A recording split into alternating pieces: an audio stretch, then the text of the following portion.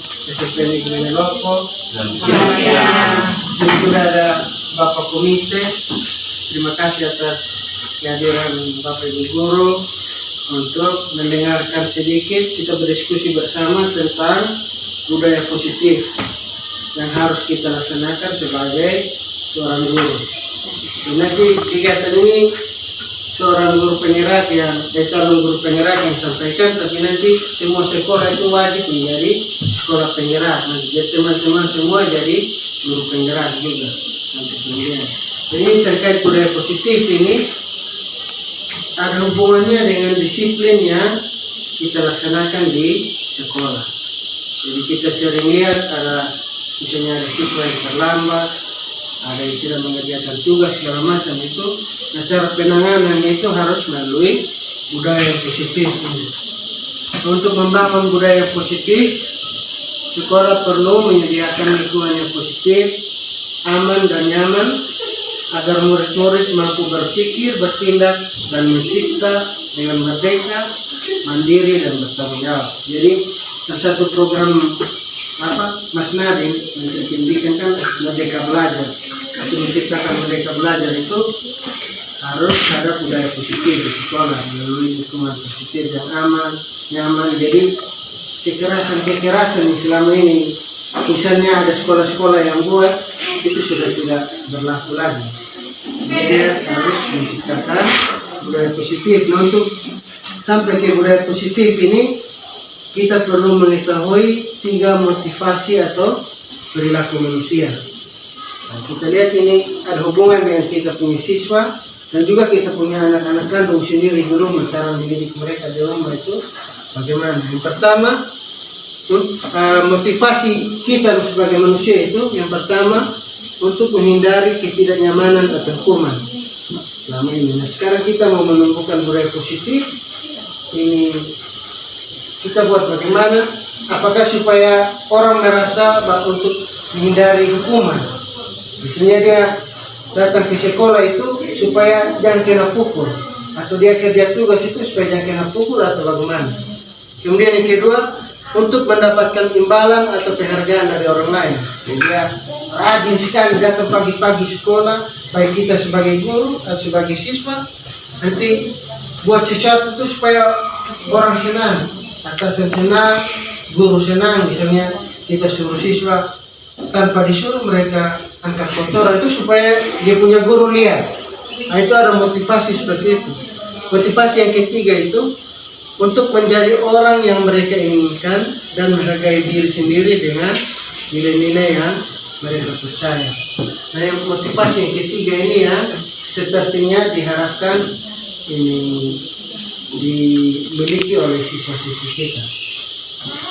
Jadi kita tujuan ini jadi orang yang mereka inginkan dan menghargai diri sendiri dengan nilai-nilai yang mereka percaya. Nilai-nilai ini nilai-nilai kehidupan.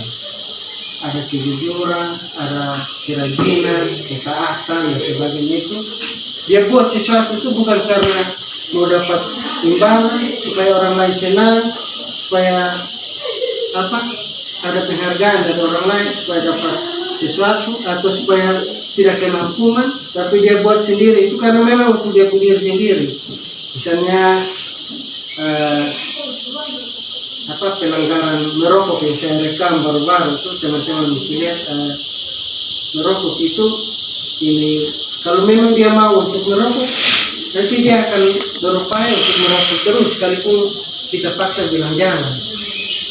Nah, ini kalau misalnya dia berhenti merokok itu hanya karena takut orang lihat. Nah, kalau misalnya dia berhenti merokok karena keinginan dari diri sendiri, maka dia akan berhenti total tanpa ada rasa takut, tanpa ada imbalan dari orang lain.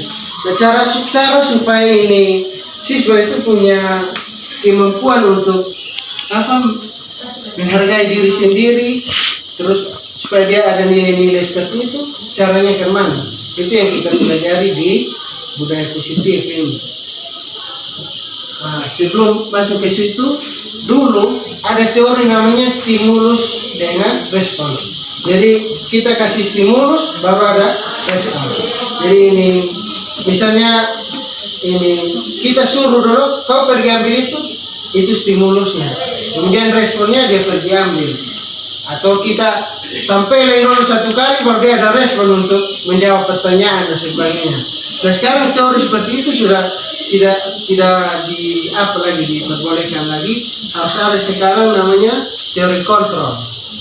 Nah, teori kontrol ini ada juga yang mengalami miskonsepsi atau kesalahpahaman terkait teori kontrol. Yang pertama terkait guru, ilusi guru mengontrol murid.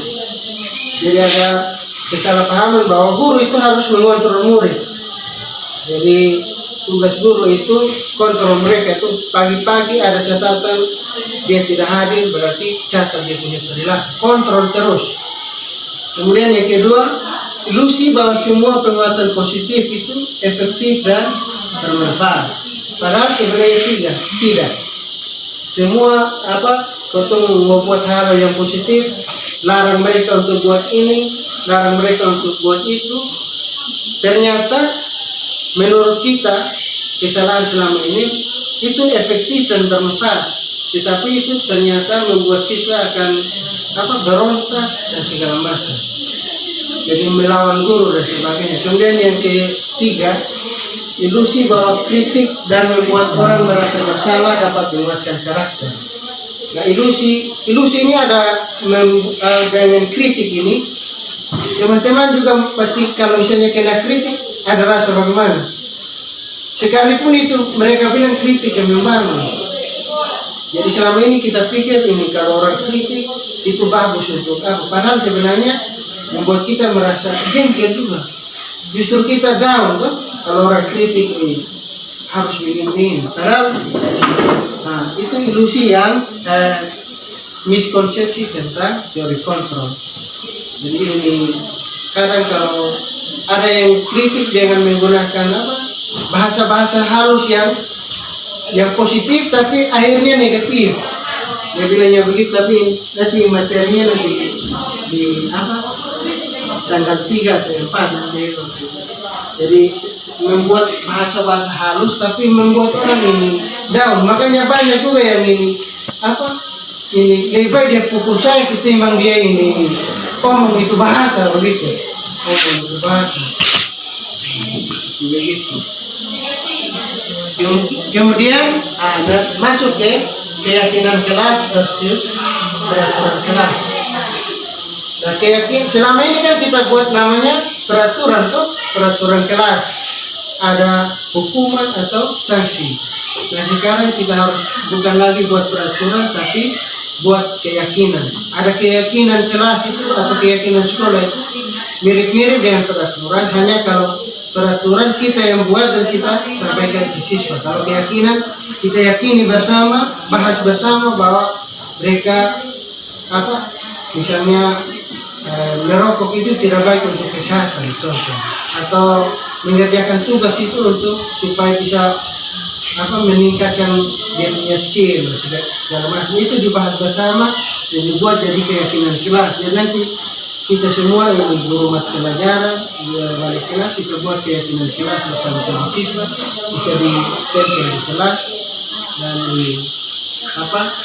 bukan lagi peraturan yang mengandung sanksi supaya nanti kalau mereka langgar ada sanksi, ada hukuman. Tapi mereka senang sendiri untuk buat itu keyakinan tanpa ada paksaan. Contoh ini penggunaan helm misalnya. Kalau Bapak Ibu Guru, menurut Bapak Ibu Guru, kalau kita gunakan helm itu supaya apa? Mungkin ada yang bisa jawab. Supaya keselamatan.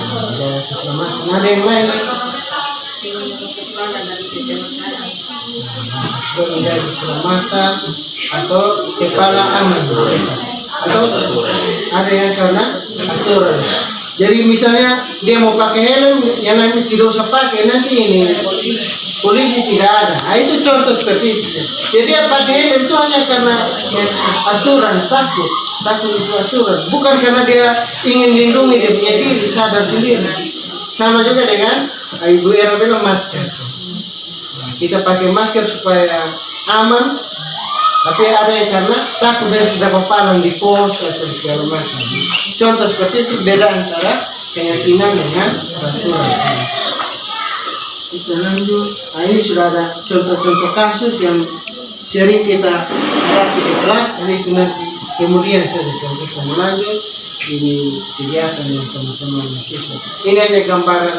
Misalnya nanti ada dia punya cara-cara menangani kasus itu, contoh kasus tertinggi, ada dia punya cara-cara menangani yang sampai ada namanya restitusi. Nah, nanti kita bahas contoh ke baru-baru ada cabutan nama itu. Nah, karena ini setelah kita belajar ini barang, kan manusia ini ada punya kebutuhan dasar, no? Kebutuhan dasar. Kalau dia tidak mampu memenuhi dia punya kebutuhan dasar di rumah atau di tempat yang seharusnya dia dapatkan, dia akan buat cara negatif supaya dapat di situ kebutuhan. Misalnya kebutuhan untuk berlatih bela diri tidak dapat di rumah atau di tempat yang harusnya, dia datang hajar ini siri dong, apa dong? Atau kebutuhan kesenangan di rumah untuk misalnya dia harus ini mendapat kasih sayang dari orang tua, senang bermain bola dan segala macam. Karena tidak dapat, tidak ada itu fasilitas untuk dia bermain, akhirnya dia angkat ini batu atau segala macam lempar orang lain. Dia langsung senang. Nah, kalau misalnya dia punya kebutuhan dasar dia terpenuhi, dia tidak buat begitu. Sama juga kita anak di rumah nanti kalau kita didik di rumah masing-masing. Nanti kita belajar bersama, Bapak Ibu Guru sampaikan Bapak Ibu Guru punya pandangan supaya kita belajar bersama. Jadi saya paparkan dia punya materi yang mereka kasih dan kita diskusi bersama. Terutama keyakinan kelas nanti yang kita buat. Nah, terima kasih Bapak Ibu Guru. Semoga apa yang disampaikan ini sedikit, tapi semoga bermanfaat. Bapak Komite, terima kasih. Nanti ini keyakinan sekolah juga nanti akan melibatkan komite, orang tua dan masyarakat sekitar. Jadi ini penting juga untuk kita